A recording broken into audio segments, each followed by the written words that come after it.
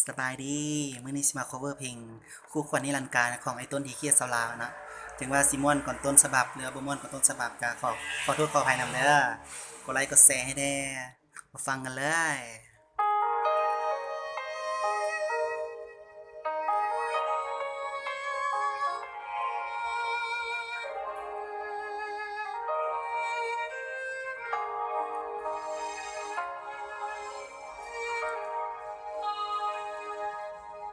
เรื่องดีๆที่มีผ่านมากับวันเวลาสองเฮาได้เว้ากัน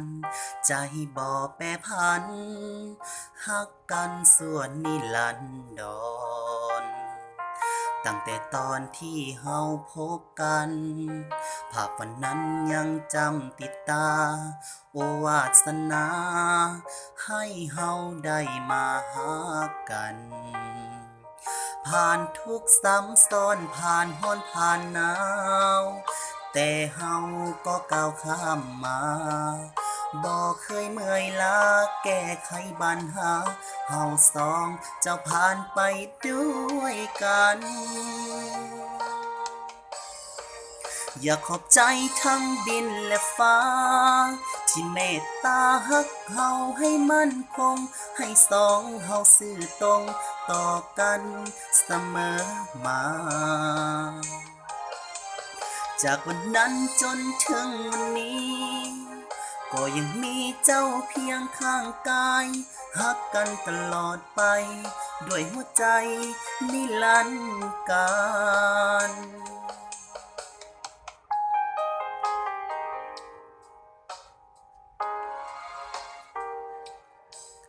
กับวันเวลา